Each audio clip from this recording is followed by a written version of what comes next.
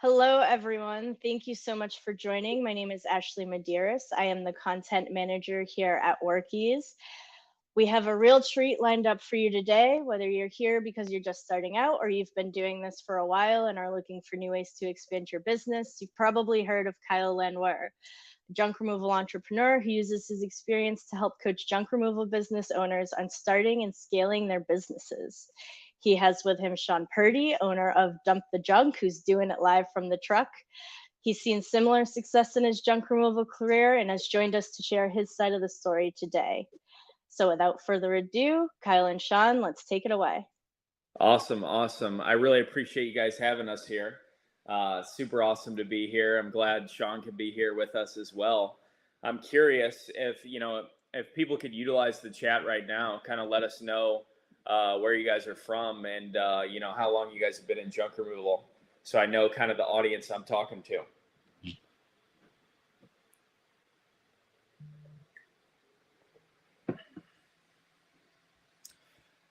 Let's see what we got. For the people who don't know me, my name's Kyle Landwehr, and basically I've been in St. Louis, Missouri. Okay, we got Tennessee, newbie, I love it. Glad to see you here. California, 6 months. Kaylee Harris, Pensacola, great area. Take some vacations there.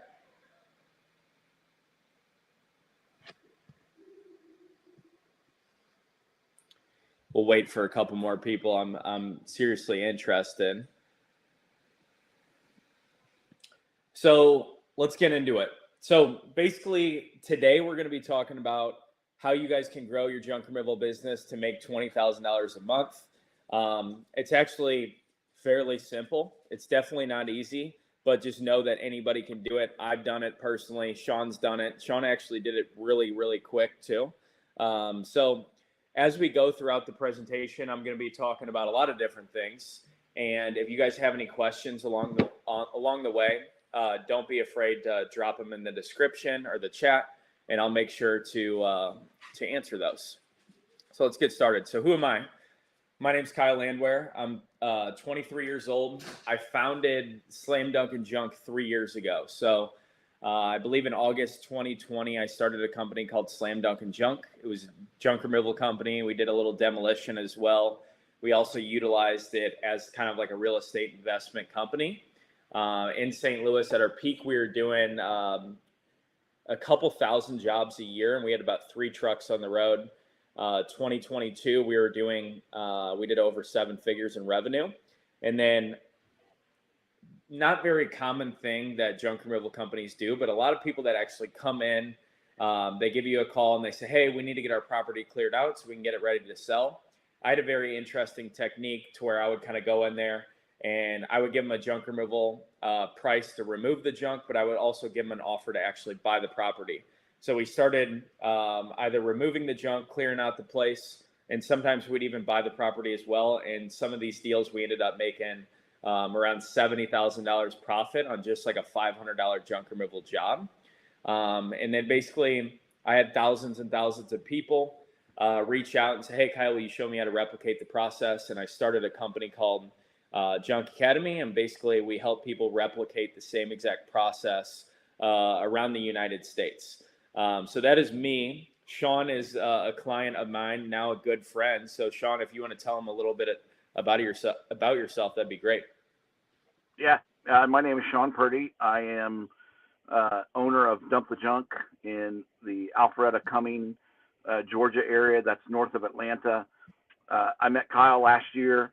I was an executive in pharmaceuticals for 30 plus years. We got bought out by private equity at the end of 2021. Had a couple months to figure out what I was going to do. And I saw Kyle on TikTok. And I'm like, who is this kid? This sounds interesting. And I'm like, all right, is he legitimate? Because it's TikTok, right? And so I called his office in St. Louis, looked him up, figured out that he is legitimate. He's got a legitimate business. He was out of the country at that time for, I think, a mastermind course, Kyle. And what I loved about Kyle is that he called or emailed me back within about 30 minutes. And then we were on the phone in an hour. That was a Wednesday night. By Monday, I was having dinner with Kyle in St. Louis, spent 2 days with him as he was starting his junk academy, and just learned a ton in those 2 days. And then just the follow-up that he gave me over those next 6 to 8 weeks was incredible, to make sure I was doing all the right things and really hold me accountable to make sure I was doing all the right things. And it's been amazing. I started in the middle of May of last year. In June, my first full month, I think I did $12,000, and by I think August I was up to $20,000 a month. And in February, you know, the winter months are a little slower, but in February I had one of my best months at over 24,000. And I think this month in April, like today, I had a $2,000 day, 2 jobs, which was awesome.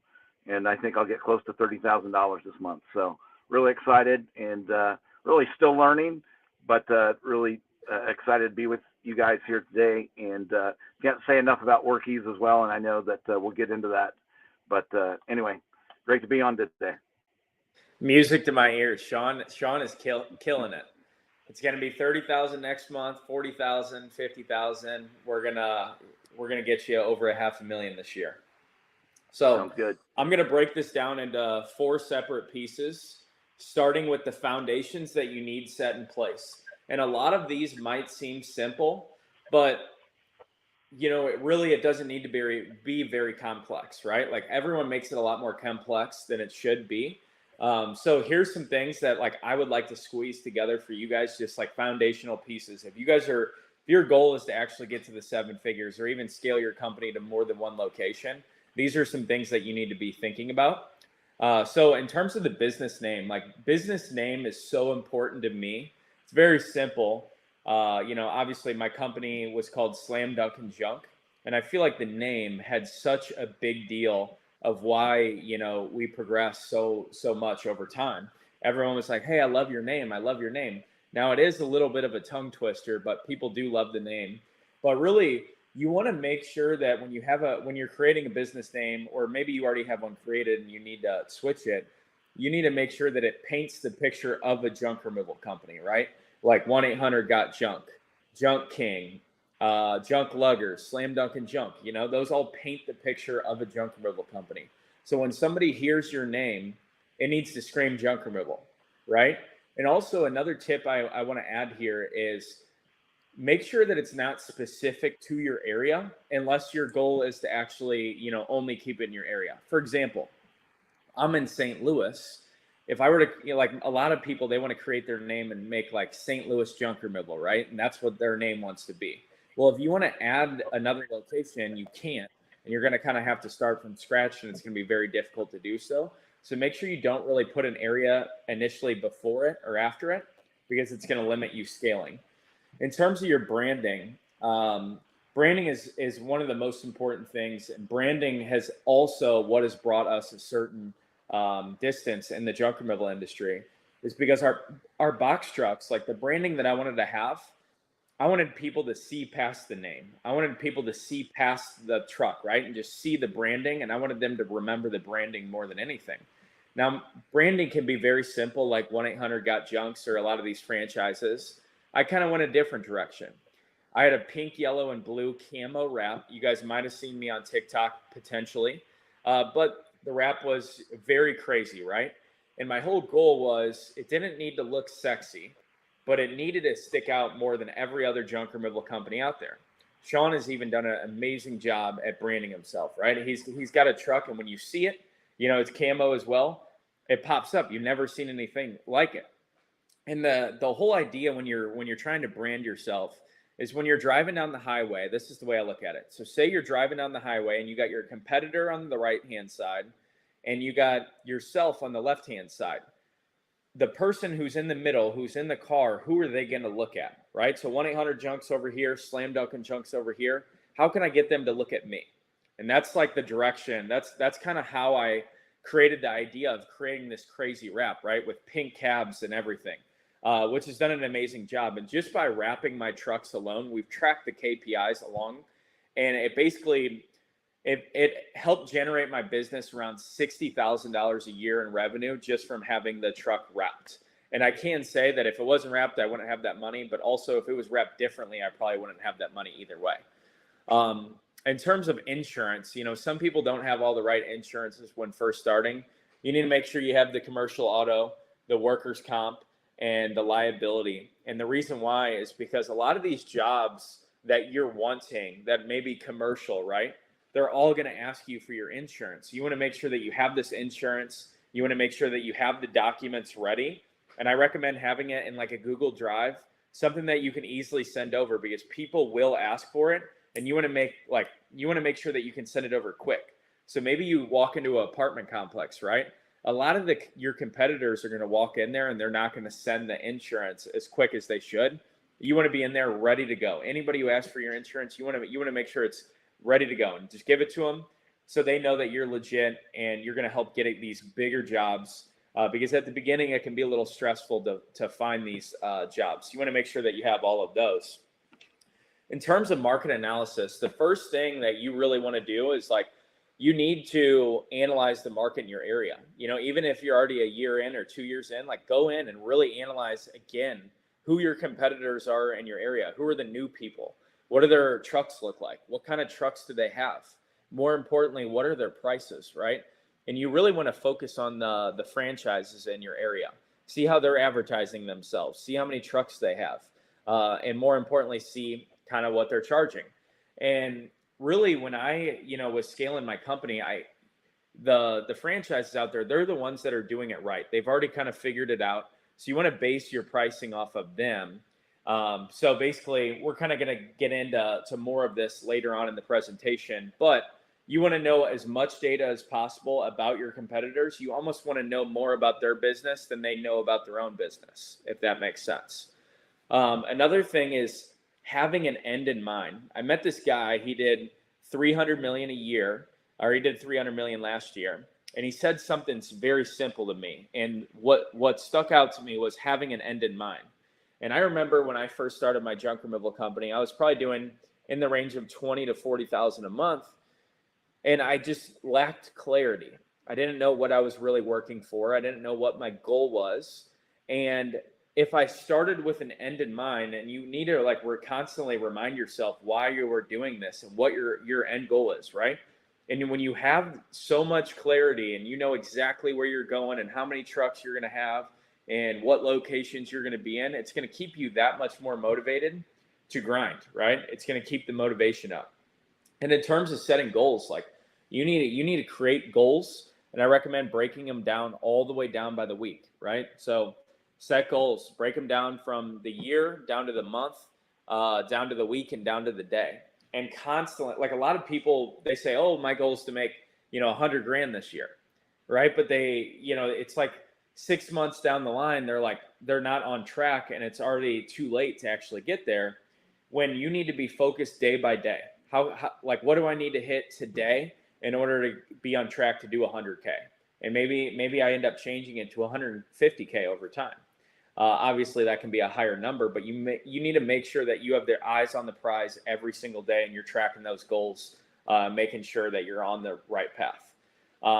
In terms of a website, what I found is great for SEO and just really getting me a good presence on Google is a nice 8-page website from somebody who actually knows what they're doing. Any of these companies, these marketing companies out there, I'm sure that you have 20 people calling you a day telling you that your website isn't very good and you need a new one. I recommend getting a nice 8-page website, and the person who's trying to sell you the website or to get a new one made, make sure you talk to some of their actual clients and see what they thought about everything. Would you hire them again? That sort of thing. And if you don't have money, make sure you have a good, solid landing page. And also, kind of what I've learned is driving traffic through ads to a landing page rather than a website is a lot better, and you're going to get a lot more conversions. How would you recommend accomplishing in a rural setting? So it really depends. It really depends if you could elaborate more on that question, and also what the population is of that area, and I can handle that more for you. And then also identifying your perfect customer.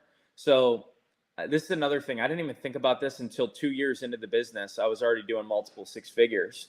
A lot of people, they complain about not having They have a lot of clients that don't want to pay them the full price, right? They say, hey, we can do it for $300. And they're like, oh, that's way too much money. Have you ever sat back and thought, hey, maybe I'm targeting the wrong person? You need to identify what the perfect customer is. Well, I've already done thousands of jobs, so I can tell you what the perfect customer for me is.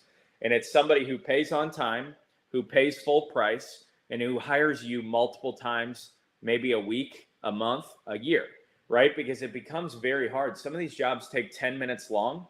If you have that person that gives you these constant jobs, at one time we had this one company, they were hiring us 10 times a day, and we were making a few $1,000s a day every single day.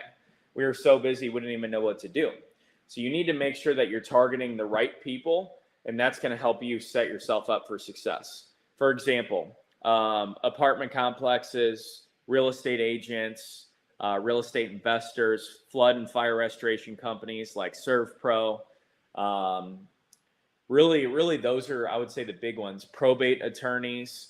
A lot of those are really going to set you up for success, and you want to focus on those customers with the higher lifetime value, and that's going to get you on the way to your goals. Sean, is there anything you think that I missed, or you think that, based on what I said, is there anything that you would say is really important for the people here that you can add on to? Yeah, just to that last point, your perfect customer, that some of the other commercial customers that I found that have been awesome have been storage units, because I've had multiple storage units and multiple jobs with those storage units. And that's either with the storage unit itself, clearing out storage units so they can rent those again.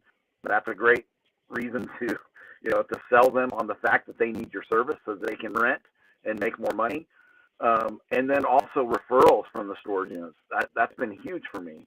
The other thing is senior living facilities. I've had a lot of good success with senior living facilities up to this point. Not quite as much as storage units, but I've got 2 senior facilities that are calling me about every 4 to 6 weeks. We're kind of on a schedule where I go out, and those are normally anywhere from $700 to $1,300, and those are pass-through costs for the senior living facility, so it's not costing them anything to clear out those rooms that they need cleared out so they can get new patients in. I guess the overwhelming thing, and maybe you'll talk about this later, Kyle, but the thing as far as a foundation, all of this is about taking action. You have to take action, and that's the key. Every single day, taking action, and that's going to be the key to success in every one of these steps that Kyle talked about. And that was something that we talked about early on. My first 4, 5, 6 months is every day taking an action to move the business forward. I love it. I appreciate you sharing. We got a question here. It says, please expand on using a landing page versus website. So obviously a landing page can be one page, and a website, we'll say it's multiple pages. So when you're pushing traffic to a website, we'll say with multiple pages, you're creating a lot of friction because people have a lot to read, right? They have pages to go through, and you might lose conversions. You might get better qualified leads, but when you have certain systems on the back end of the business, like you want to make sure you can collect that data, right? You almost want to make it so simple. Like a good marketer is going to have a really good landing page for you that's very simple, to where you're not going to lose conversions, and you can get even more conversions and get in front of that customer in person and actually land more deals. So it's really like about a friction thing, right? And getting more conversions. In terms of lead generation, and if we end up getting any more questions on that, I might handle them at the end, just so you guys know, because we'll be opening up to a Q&A at the end. So on social media, personally, I had 70,000 followers on Instagram, which just got deleted. And I have 10K on Facebook.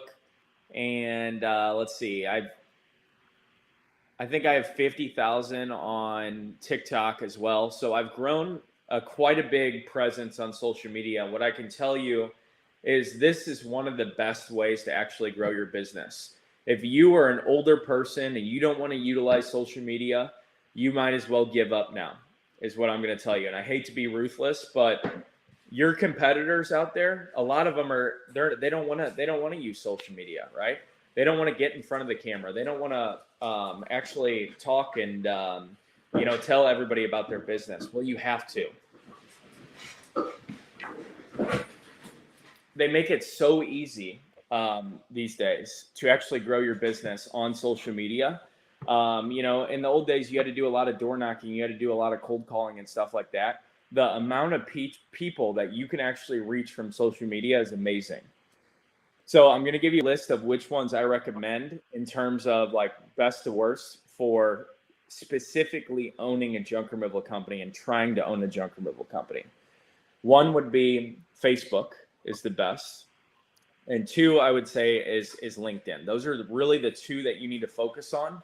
And then if you want to consider Nextdoor an actual social media platform, that would really be the third one. And you need to be on Facebook, you need to be posting on buy, sell, and trade groups, real estate groups. You need to be posting on your personal page. You need to be posting on your business page every single day, multiple times a day. If you do not know what to post, I swear I heard this from a mentor of mine who's worth 30 million. I said, hey man, how do I figure out what to post? And he said, document the process, don't create. So don't sit there and overthink creating content, right? Just document what you're doing. Sean was out there making $2,000 today, right? He kept busy. He could be on the job taking a video. Hey, we're taking care of Nancy right now. We're clearing out her garage.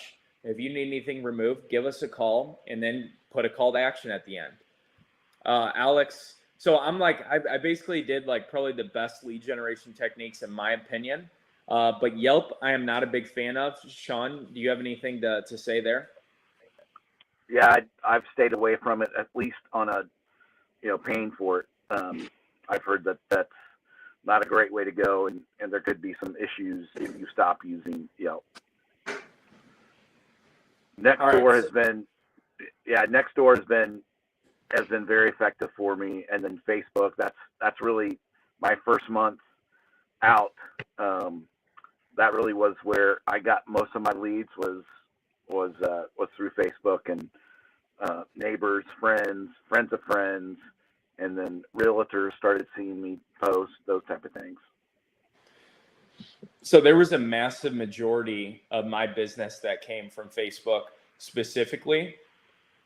When I tell you I went all out, like people cannot actually like get on Facebook without me popping up, right?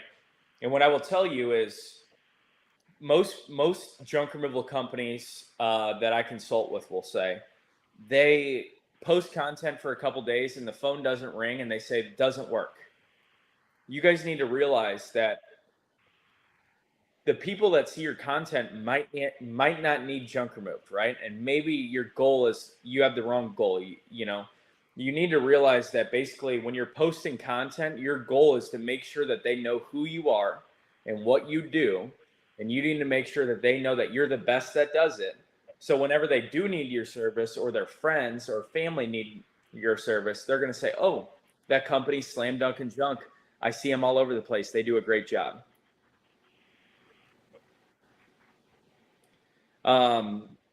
Google paid per click. I can give a lot of props to Google for getting me to the 7-figure level and also getting me to really get a lot of customers in the door. It can be very competitive. It can be expensive. You need to make sure that you hire the right company. You need to make sure that you're tracking your data. A lot of people do not track their data. You need to understand like how much money you're spending and how much money you're actually making. You need to make sure that you're tracking all of that data. You have different numbers in place so you know what calls you're getting from Google paid per click specifically.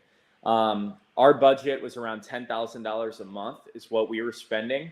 Now, I do recommend that you work up slow and do not spend more unless you're profitable, but you really need to focus on at the end on what your return on your ad spend is, right? And even people that I asked somebody, I said, hey, what's your return on your ad spend, otherwise known as ROAS?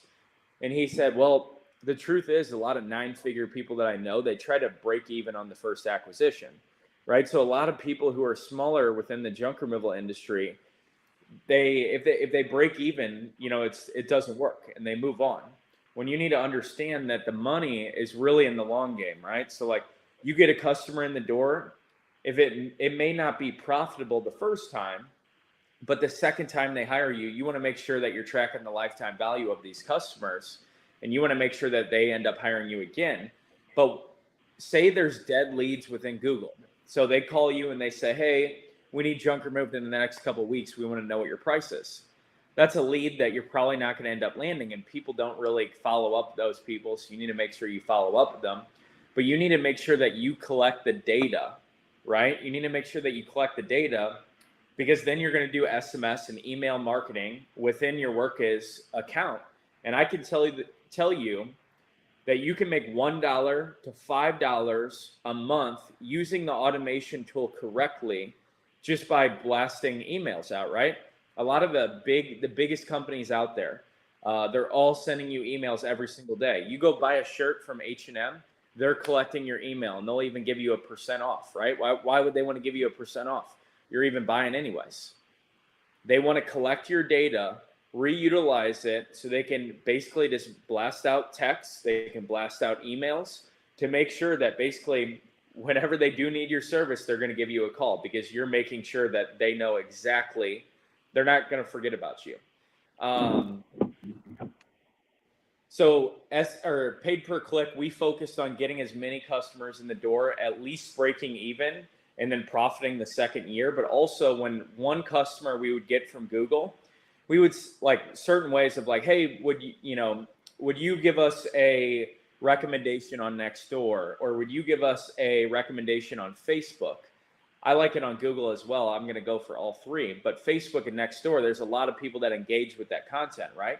Hey, I just hired Slam Dunk and Junk. They did an amazing job with a great price. You should give them a call. And I tell them to take a picture of the truck or take a picture of the business card. This is literally going to set you up for success. So say you don't break even, or say you don't end up making profit on the first job. How can you end up profiting on, basically by getting a second person or a third person from that one person? So see if they have any friends or family that actually need junk removed, or you can utilize their social media presence to try to get people in their area to end up adding an additional client, right? And then you're going to, over time, you're going to have, if you have a lot of customers come through the door and their lifetime value is higher and they're actually going to hire you a couple times, you're just going to do more and more and more, and it's going to compound over time. SEO has been amazing. SEO, I have a company that actually does it for me. Search engine optimization. What I can tell you is do not pay for SEO unless you are willing to do it for 6 to 12 months, right? Like you have to have the money. And if it does not capitalize in 4 months, 5 months, 6 months, you shouldn't be like, oh my gosh, it doesn't work, because it takes a long time. That's the truth. If you were to look at a graph, it's like this. It takes a while, but once it's going like crazy, it goes like crazy. We're getting about an 8x return on our SEO management fee is what I will say. And we use a company here local in St. Louis, and Sean actually uses them as well. Feelings on utilizing Thumbtack, Angie Leads. What I can say is it's going to be hard to be profitable at the beginning. It's very, very competitive. I think if you're a new company, it helps you get your feet wet, but you better be the best there is. You better communicate faster than anybody else. You better make sure that your systems are in a row. And Sean actually used, I believe, maybe both of them, but I know he used Angie's Leads. So maybe you can give some guidance, and since you used it recently. Yeah. Angie I used them early on to generate leads when I first started out, and for the first probably 2 months, they were great. I was able to get jobs, able to get just experience in those jobs, in all aspects of the jobs, and it paid for itself. though the leads were expensive. I mean, they were averaging for me here in the Atlanta area about $42 a lead.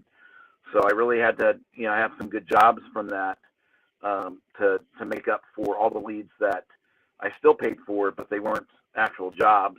By the third month, there weren't a lot of leads that were very strong, and I was getting more leads from my Facebook pages and starting some of my Google ads. So I would say at the beginning, it's great.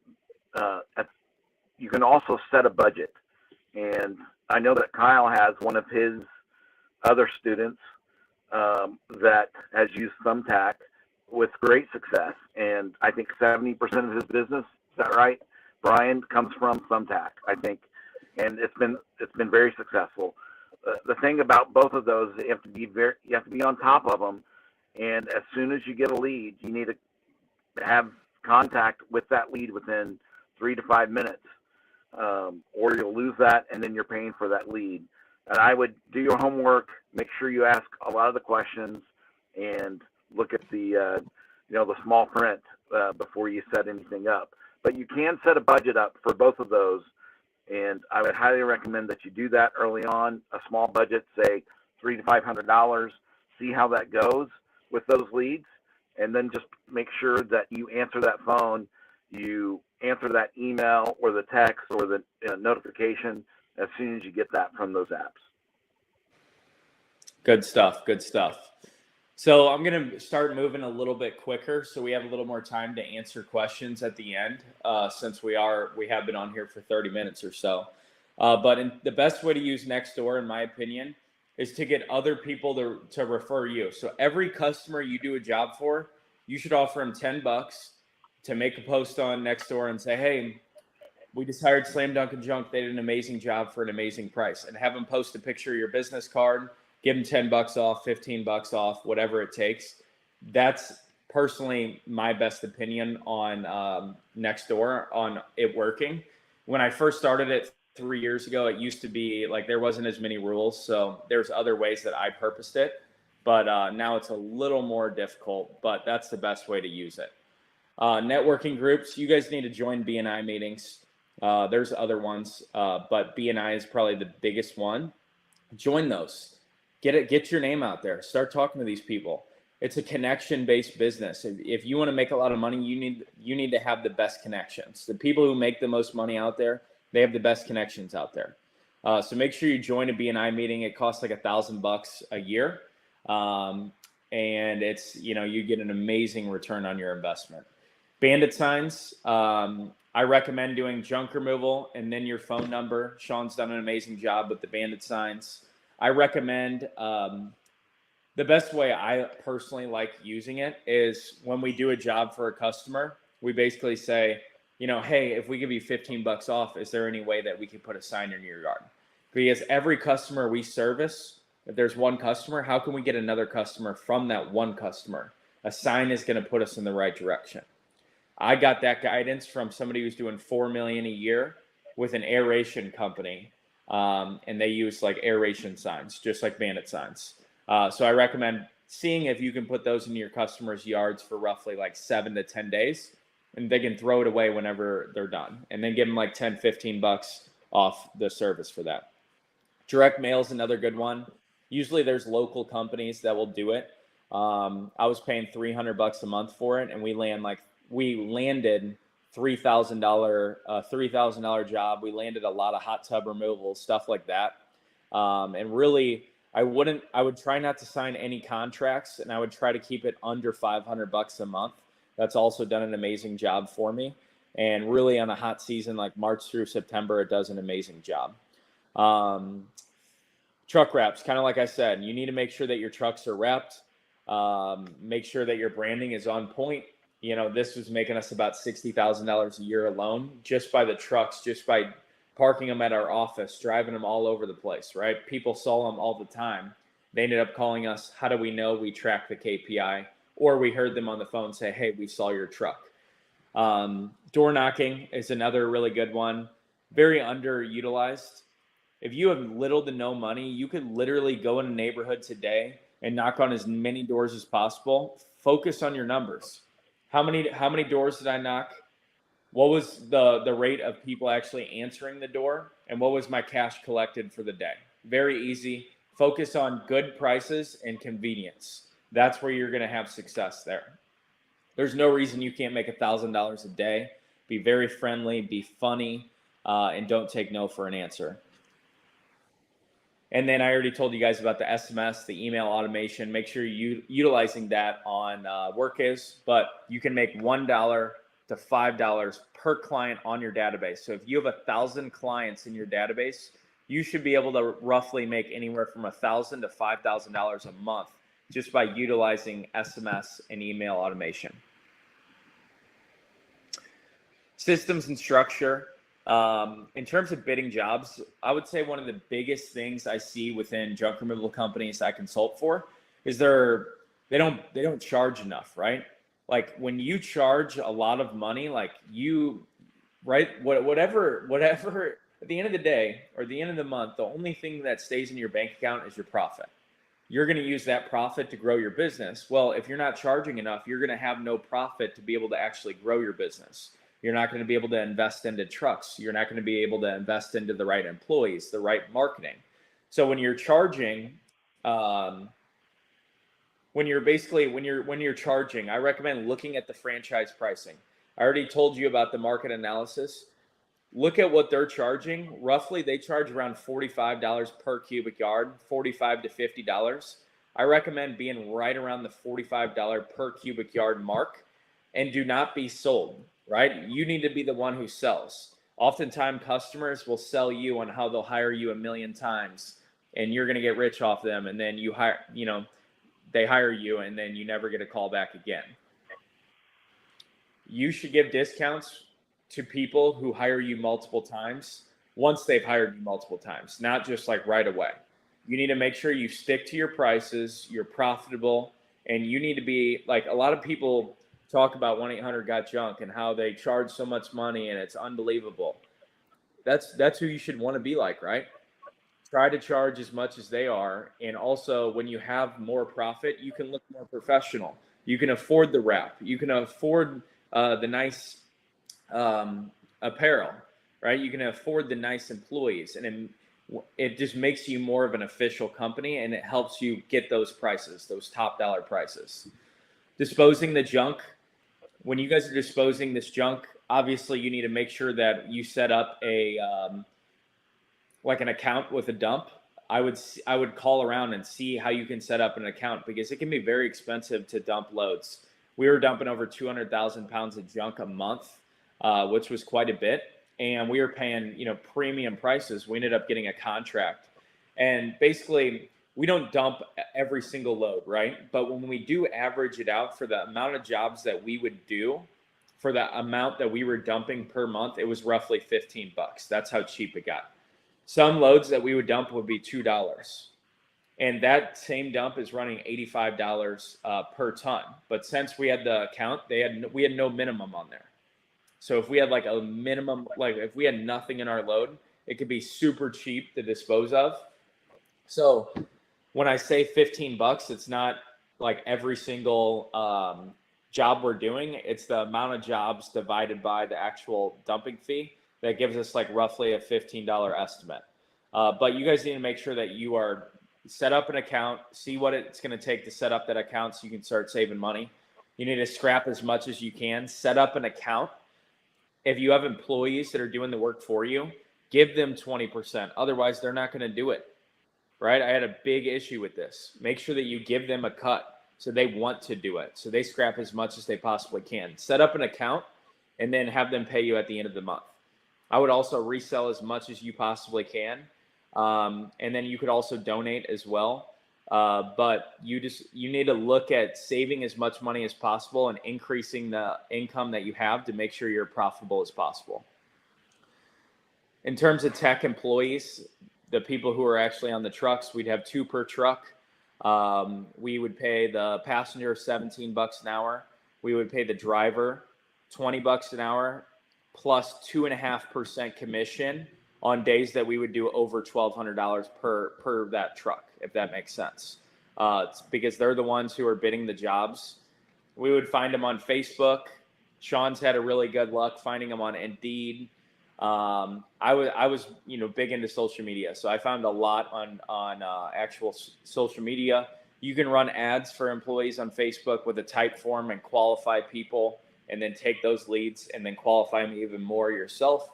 Tons of things that you can do. I would say the biggest thing I want to say here with employees is like, everyone out there is like saying it's so hard to find employees, and all I hear is people complaining over and over and over again. Who cares? All these big companies, they're not having issues, right? 1-800-GOT-JUNK. You don't hear them complaining. Go out there and keep on hustling. Do not give up. You will find the right ones if you do not give up. And then, in terms of keeping these employees, I did a great job at keeping my employees. Reason why is because I gave them an amazing opportunity. I always gave them incentives to make more money. If they made more money, if we can keep our average ticket price over $600 in a month, I'd give them a $100 bonus. There were so many different things that I would do to make sure that they would, I created a good environment for them. I even said that the right people, if they got to a certain level, I would fund a whole entire location for them, just to go start one. Inbound leads, it's you need to make sure you're answering the phone calls. So many people do not answer the phone calls, and the mindset that I have is I don't care if it's 2 p.m. or 2 a.m. If you get a phone call, you need to answer that phone, right? And you need to answer the phone. And if you don't answer, you need to call within 2 minutes. Sometimes you can't answer all the time. Call back within 2 minutes. I would not bid jobs over pictures. There's a certain qualifying process that there is, which I'm not going to get into because of the amount of time that we have. But we bid 95% of our jobs in person. And when you bid jobs in person, you're more likely to be able to sell the customer. If I went to any of your guys' house, I'm more likely to land the job for more in person because you're pressured into saying yes. Truck and trailer. I'm a big fan of box trucks, and like Isuzu NPR box trucks, 14 to 16 feet, or dump trucks. I bought my first box truck for $5,000, and it's made over $1 million since I've owned it. And it's running like a champ still to this day. You can find them very cheap if you don't have a big budget. Hand unloading does suck, but a lot of junk you get is stuff like this. It's these barn doors, it's, desks, it's bed frames, it's mattresses, stuff like that. It's super easy to unload anyways. And if you have a job that's shingles or tile or stuff like that, yeah, it's going to suck. I'll tell you that right now. But that's why it's always nice to have like a dump truck as well. I would not get a truck and trailer. Reason why is because when I was trying to scale my company, that's the route I was trying to go. Not everyone can back up a trailer. Not everyone knows how to do that. And when you train employees how to back up a trailer, it's a nightmare. Trust me, I'm not going to go into details, but I lost quite a bit of money, and I probably would have got sued too. It's very difficult. I trained them for months, and it was a nightmare. I know Sean. He has 2 dump trucks. What would you say about those? Those are really, you can't beat them, right? Yeah, they're awesome. I mean, I'd like to have a box truck too, but yeah, having the dump trucks has been amazing. I've got a used one that I bought for I had 240,000 miles on it, upwards of $25,000, and then I bought a brand new truck that was considerably more. But yeah, the dump trucks have been awesome. I love it. So another thing I want you guys to track is make sure that you're tracking your average ticket price every single month. If you know your average ticket price, please drop it in the description. Please drop it in the chat.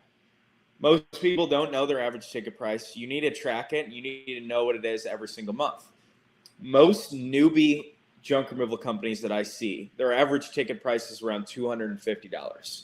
You need to try to get that as close as you can to $500 or even more. And that's when it's going to become much, much easier to sell. And when you can get an additional $50 per job, it helps, trust me. In 2022, we had a $515 average ticket price across the boards for the whole entire year, which was very good. and it makes it much easier to scale. If you do 100 jobs in a month with a $250 average ticket price, you're doing 25 grand. If it's $500, you're doing 50 grand with the same amount of reps. So that's why it's super important to bid really high. Aim for the no, right? And then negotiate down if you need to. Expect an objection right off the bat. And then oftentimes we get a lot of dead leads, right? People call us and they say, hey, we're looking for a dumpster company. Do you guys do demolition? Do you guys do moving? Do you guys do cleaning? Don't just say, oh, we don't offer that service and hang up. Outsource all of that, right? Subcontract it all out to, fellow companies. We did that. We made a lot of money. And resources. So in order to track your KPIs, you really need to get down to the source, right? Which could be, Google, TruckWrap, Bandit Sign, stuff like that. You want to make sure you have a different phone number for all that so you're tracking your KPIs, because one revenue source or one lead gen source could be doing amazing and another one could be doing terrible, but how would you ever know if you don't track it? So we use a software called CallRail, and basically you can use multiple different phone numbers very easily. Basically, we would just use that to, get phone numbers and put them on there. I know WorkHis offers a number. I don't know if they offer more for this. QuickBooks. You guys need to have QuickBooks. Taxes suck. I'll tell you that right now. And if you do not have QuickBooks and you're not updating your books every single day, I would literally do it every single day after the day is done. Figure out what expenses is what's income, what's not. And then I would have an accountant have you access to that. So whenever you do your taxes, you're not like nose deep in your books for a week straight and it's miserable, right? Have the QuickBooks and you can constantly run P&Ls and different things like that. Just very useful tool to have. Every single job needs to have a contract signed. I would never do a job without a contract signed. Why? Because I lost thousands and thousands of dollars through not doing this. So make sure you have a contract, and if you have to do it digitally, use DocuSign. And then also to track the day-to-day operations and stuff like that, I would use Excel. We've been doing that for a long time. And then WorkIs, for the people who maybe are using it or they're not using it, what I can tell you is I didn't have a CRM. I never even heard of a CRM in my life. And we probably serviced 1,000 customers or a few hundred customers without a CRM.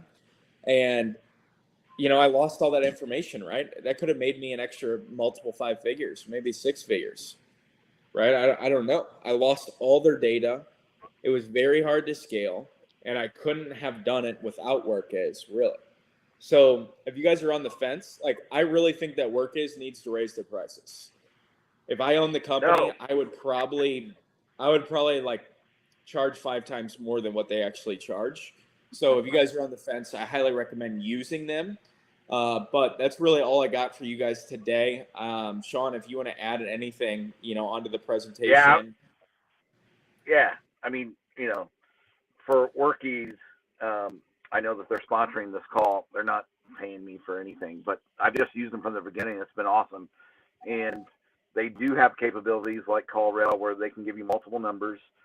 They do have, I think something that's really important is that once you complete a job and you hit done, and whatever CRM you have, Workies, when I hit done, then there's an email that automatically goes to my customer because I've asked them for the email beforehand. So it's in Workies. They get an email that asks them to do a review. I asked them just to do a review on Google, but there's a variety of I think ways you can ask them for a review on not sure about Nextdoor, but it could be Facebook, whatever. I ask them for Google. Well, that is a huge opportunity to get a 5-star review on Google, which, as you know, is so important when you're trying to grow your business and you're trying to move up in the rankings, is to have your Google business profile have hundreds of 5-star Google reviews. So very important there. Awesome, man. Well, let's see. I would just say, somebody asked the question, besides the reviews, what are some of your other favorite ways to use the Workdays automations? Really just like trying to like do promotions, right? Like, hey, we're doing this promotion. We're giving 20% off for the next 5 people. Like actually like trying to get an additional sales out of the automation. That's what we like doing. Or maybe just interesting junk removal content, right? And now that AI is a thing, or chat GBT, right, you can utilize a lot of that to get the automation out there as well. You just want to constantly be trending. You don't want your customers to forget about you, and you don't want your potential customers to forget about you either. Yeah, there's a lot of different ways that you can automate. Even in Workies, when you're looking at the platform, it'll ask you, what else would you like to automate? So it's always bugging you to do that. I haven't done as much as I should, but even like ETA, with one simple hit of a button, I already have a message that I can manipulate to whatever I want, and it says, "Hey, we're on the way. We should be there in 20 minutes." Just those type of things are really important to raise the level of customer service with customers, so that you do get that 5-star review at the end of your job. I love it. Anybody else have any questions? Or Ashley, you want to add anything? Or Yeah, sure. So I'll talk to our guys about raising the prices. So thank you both for that. No, do not do that. Just kidding. Sorry, I wasn't supposed to say that. I might have ruined it for everybody. Just kidding. Let's cut that part. But seriously, thank you guys so much. You're both so knowledgeable. It's awesome to hear your experience with Workies, how it's helped you, how you guys have grown your business. Sean, I'm sorry I cut you off. Did you have something to add?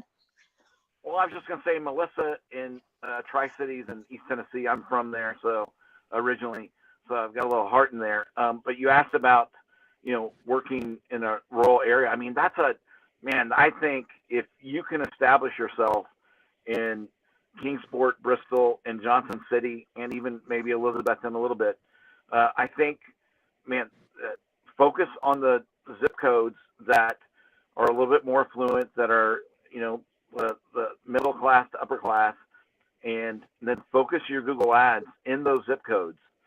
Focus all of your efforts. If you're doing Facebook ads, whatever that is, you can be very specific, and that's how you can be successful in the Tri-Cities. If I was there, it would be a golden. I think it's a gold mine, because I don't know that there's a lot of competition there. And if you do a great job, you do great customer service, if you do all the things that Kyle talked about in this presentation, and take action, as I said early on, there's not a reason that you can't be successful in junk removal in the Tri-Cities. Yeah, that's some really, really great insight. Thank you, Sean.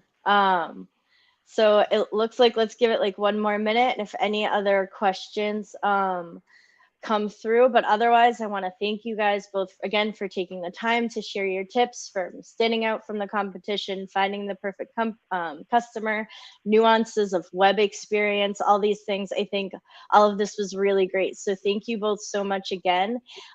Before we go, it looks like we've answered all the questions. I don't see anything else coming in. No one's typing. So we'll take this opportunity to wrap up. Before we go, just a quick reminder to the group, as webinar participants, you are eligible for an exclusive deal that our team would be happy to share. So if you are interested in learning more about how Workies can work for your business, as it has for both Sean and Kyle here, please reach out to get a demo, pricing, and details. And they'll be happy to walk you through any questions you have, any features, benefits, anything else that you really want to know. And again, we do have a special offer for webinar participants. So be sure to let us know that you're in the webinar, you heard about us from Kyle, however you first got to hear about us, so we can get him the credit. And I just, again, want to thank you all, everyone who joined and participated. Just a reminder, again, you'll get a follow-up email with a link to the recording of the session. We don't expect you to remember all of this, so be sure to take advantage of that. And if anyone has any other questions, feel free to reach out. Yeah, I guess thank you both again, Kyle and Sean. This was really great. Loved hearing your insights. You're both so, again, knowledgeable, and it's just really interesting to hear your stories. So thank you. And we hope to see you all again in 2 weeks. April 27th, we'll be joined by InSource Books to discuss our new auto reconciliation feature, where we'll show you how to save about 12 hours a week, reduce the risk of human errors by automatically reconciling payments between your account and QuickBooks. So while you're thinking about those taxes, be sure to check that out. Keep an eye out for registration and details coming soon. Thanks all. Thanks, Ashley. Thanks, Kyle. See y'all.